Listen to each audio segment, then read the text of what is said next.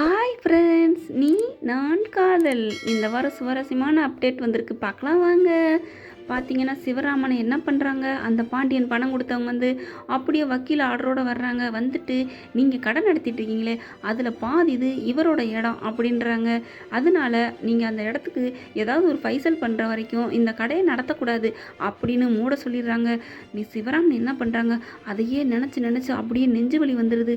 அப்படியே சரிஞ்சிடுறாங்க, நெஞ்சில் கையை வச்சுட்டு பதறி அடிக்கிறாங்க. அபியும் அவங்க அம்மாவும் என்னங்க என்னாச்சுன்னு துடிக்கிறாங்க. அங்கே பக்கத்தில் இருக்கிற ராகவு பாட்டி ஓடி வர்றாங்க. ஓடி வந்து என்னாச்சு அப்படின்னு சார் அப்படிங்கிறாங்க. அவர் அப்படியே மயங்கி சரிஞ்சிடுறாங்க. அப்பான்னு துடிக்கிறாங்க. கவலைப்படாதீங்க, இருங்க, நம்ம பார்த்துக்குவோம், ஒன்றும் ஆகாது அப்படின்னு சொல்லிட்டு ராகவ் என்ன பண்ணுறாங்க, தன்னோட காரில் அப்படியே மாமனார் அள்ளி போட்டுக்கிட்டு மாமனார் தானே எதிர்காலத்தில் அள்ளிக்கிட்டு அப்படியே எல்லாரும் சேர்ந்து கூட்டிகிட்டு போகிறாங்க ஹாஸ்பிட்டலுக்கு. கவலைப்படாதீங்க, தைரியமாக இருங்க, அப்பாவுக்கு ஒன்றும் ஆகாது அப்படின்னு சொல்லிட்டு இருக்காங்க. அப்படியே அப்பாவை திரும்பி பார்த்துட்டே போகிறாங்க. அடுத்த கணம் அப்படியே ராகவையும் ஒரு ஓரக்கண்ணால் பார்க்குறாங்க. ஹாஸ்பிட்டல் கொண்டு போயிடுறாங்க, அட்மிட் பண்ணுறாங்க. அவருக்கு ஹார்ட் அட்டாக் மாதிரி வந்திருக்குன்னு சொல்லி ட்ரீட்மெண்ட் போயிட்டுருக்கு.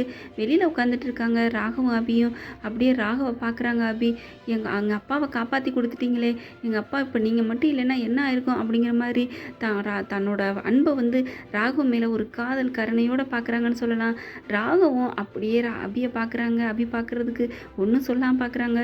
இந்த சீனில் இப்போ தாங்க ரெண்டு பேரும் அடிச்சுக்காமல் அப்படியே நல்லபடியாக ஒத்துமையாக இருக்காங்க.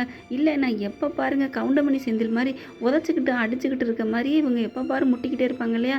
இன்றைக்கி மட்டும்தான் ரெண்டு பேரும் அன்பாக பார்க்குறாங்க. அபிக்கும் காதல் வந்துட போகுது. அப்படியே மெல்ல மெல்ல ராகவ் எட்டி பார்க்குறாங்க அபி மனசுக்குள்ளே. அணுவும் ஆகாஷும் இதில் கண்டிப்பாக ஒன்று சேர்ந்து காதலை வெளிப்படுத்த போகிறாங்க. அடுத்து வந்து என்ன நடக்க போகுது, அவங்களோட பிரச்சனைக்கு ராகவ் தீர்த்து வைப்பாங்க. முதல்லவே 5.5 லட்சம் கடன் கொடுத்ததும் ராகவ் தான் அப்படிங்கிறதும் தெரிய போகுது. அதனால அபி மனசில் அப்படி நங்கூரம் பாய்ச்சி உட்கார போகிறாங்க ராகவ். ஃபஸ்ட்டு அணு காதல் முடியுதோ இல்லையோ, இவங்க காதல் அப்படி கொடி கட்டி பறக்க போகுதுன்னு சொல்லலாம். கண்டிப்பாக ராகவ் கைவிட மாட்டாங்க. இதில் முரளி வந்து குட்டையை பூந்து குட்டையை குழப்புவார். ஆனால் அதையெல்லாம் முறியடிச்சிடும் அந்த உண்மையான காதல்.